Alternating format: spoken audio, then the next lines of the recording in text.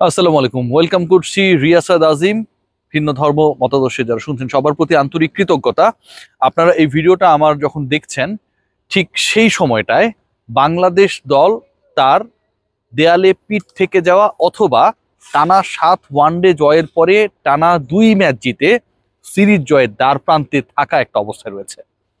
এমন একটা সিচুয়েশনে বাংলাদেশ দল রয়েছে, একটু খেয়াল করে দেখবেন যে এই ম্যাচটায় যদি বাংলাদেশ জিততে পারে, ওয়ানডে নিয়ে, ফেভারিট ফরম্যাট নিয়ে, বাংলাদেশের রেটিং পয়েন্ট র্যাঙ্কিং নিয়ে, বাংলাদেশের সামর্থ্য নিয়ে, পঞ্চ পাণ্ডব ছাড়া মেহেদী হাসান মিরাজ, নাজমুল শান্ত, তাসকিন আহমেদরা পারে কি পারে না সেসব নিয়ে সকল শঙ্কা সংশয় অনেকাংশে দূরীভূত হয়ে যাবে। শ্রীলঙ্কার মাটিতে বাংলাদেশ হারাবে শুধু জয়টা পেলে। এই সিচুয়েশনে আপনাদের উপর বিচারের ভার আমি দিলাম। হেড কোচ বাংলাদেশ দলের এই পাল্লে কেলেতে ক্যান্ডিতে কোনো অনুশীলন সেশনই থাকলেনই না।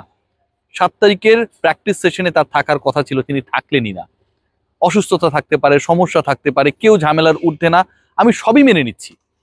কিন্তু যখন এই ঘটনাটা যে হেড কোচ মূল পরিকল্পনাকারী দলের সাথে থাকবেন না, এটা বাংলাদেশ ক্রিকেট বোর্ডের অফিসিয়ালসরা পর্যন্ত অফিসিয়ালি জানতেন না। তারা জানতেন না, শীর্ষকর্তারা, যে হেড কোচ থাকবেন না, হুট করে তারা জেনেছেন। এটা কি কোনোভাবে আইডিয়াল হতে পারে? এরকম একটা গুরুত্বপূর্ণ ম্যাচ, আমার কাছে কোচের থেকে আমার দেশ বড়, আমার টিম বড়, এই ছেলেরা যারা খেলছে তাদের কনফিডেন্স বড়, একটা জয় তাদেরকে যেভাবে বুস্ট আপ করতে পারে সেটা বড়। এই সিচুয়েশনটা কি কোনোভাবে কাম্য, কোনোভাবে এক্সপেক্টেড? আজকে তিনি মাঠেই আসেন নাই। টিম হোটেলে যখন এই ক্রিকেটারদের সাথে বসে তিনি পরিকল্পনা করবেন, এই মাঠ সম্পর্কে তিনি কি জানাবেন? এখানকার বাউন্ডারি সম্পর্কে তিনি কি জানাবেন? কোন উইকেটে খেলা হবে সেটা পর্যন্ত কেউ জানে না, কোচ জানেন না। সেই সম্পর্কে তিনি কি আইডিয়া দেবেন আমি জানি না। বাংলাদেশ দলে 11টা এবার আপনাদেরকে একটু বলার চেষ্টা করব, যে ব্যাপার নিয়ে এর আগেও আমি আলোচনা করেছি। এবং তার আগে একটা সিগনিফিক্যান্ট পার্ট একটু আপনাদের সাথে শেয়ার করি, সেটা হচ্ছে স্ট্যাট। এই মাঠে বাংলাদেশকে জিততে হলে অতীত বদলাতে হবে। কারণ এর আগে বাংলাদেশ এখানটায়, আমি যে পরিসংখ্যান ঘাটছিলাম, যে রিসেন্ট পাস্টে 2টা ম্যাচে খেলেছিল, তাতে একটাতে বাংলাদেশ গুটিয়ে গেছে 164, আরেকটাতে গুটিয়ে গেছে 184। ইন্টারেস্টিংলি 2013 সালে 184 রানে বাংলাদেশ গুটিয়ে যাওয়ার ওই পার্টিকুলার ম্যাচে জয় পেয়েছিল টিম টাইগার্স, শ্রীলঙ্কাকে হারিয়েছিল। আবার 164তে বাংলাদেশ 2023-এ শ্রীলঙ্কার বিপক্ষেই অল আউট হয়েছিল, এর বেশি করতে পারে নাই। সো টেনশনের জায়গা কিন্তু রয়েছে। পাল্লে কেলেতে টপ স্কোরস গুলো যদি আমরা দেখি, আমি এর আগেও বলেছি যে 15টা স্কোর রয়েছে যেগুলো 300+। হাইয়েস্ট স্কোর যেটা অলমোস্ট 400 ছুঁই 381। এই 15টা স্কোর যেটা রয়েছে 300+, এবং এই 15টা স্কোর যারা করেছে 300+ রানস, যারা যে দলগুলো করেছে, 300+ করা 15টা স্কোরের মধ্যে 11টা স্কোর যারা করেছে তারা জয় পেয়েছে। তার মানে কি, এখানটায় যদি আপনি 300 সেট করতে পারেন, 15-র মধ্যে 11, প্রায় 70% চান্সেস থাকবে আপনার দলের জয়ের। 15টা স্কোরের মধ্যে 11টা স্কোর যারা 300+ করেছে তারা জয় পেয়েছে। এবং সবচেয়ে ইন্টারেস্টিং পয়েন্ট যেটা, শ্রীলঙ্কা এই যে এই মাঠটা রয়েছে, এইখানটায় যে 15টা 300+ স্কোর হয়েছে, তার মধ্যে 9 বারই তারা করেছে। তাদের সাথে তো খেলা হয় অন্য দলগুলোর, কিন্তু তারাই করেছে 9 বার। এবং এই 9 বার তারা যতবার, এই 9 বার যে তারা 300+ করেছে, তার মধ্যে 7 বার তারা জয় পেয়েছে। মানে শ্রীলঙ্কাকে যদি if you allow to score 300+, তারা যদি আগে ব্যাটিং করে, বাংলাদেশ যদি এই যে ডিউ ফ্যাক্টর এটা ওটা বিভিন্ন আলোচনা রয়েছে, একটু আগেও ঝিরিঝিরি বৃষ্টি হচ্ছিল, এখনো কিন্তু মিহিদানার বৃষ্টি হচ্ছে, এটা দেখা যাচ্ছে না।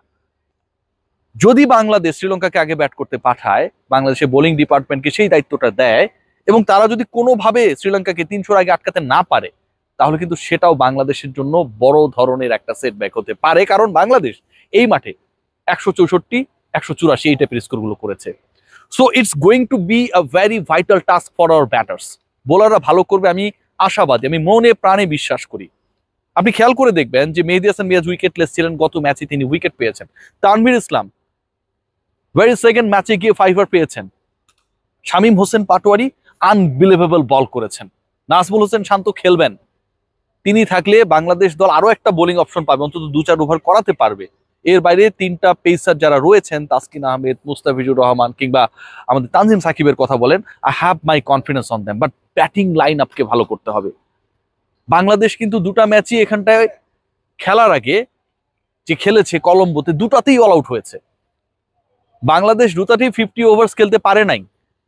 একটা ম্যাচে ভয়াবহ ডিব্যাকেল হয়েছে, সেখানটায় 5 রান তুলতে 7 উইকেট হারিয়েছে।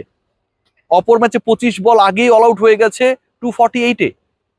So all the things actually done by our bowlers, যেটা আমাদেরকে 1-1 লেভেলে আনতে সহযোগিতা করেছে। নিশাঙ্কার এই মাঠে ডাবল সেঞ্চুরি রয়েছে ওয়ানডেতে।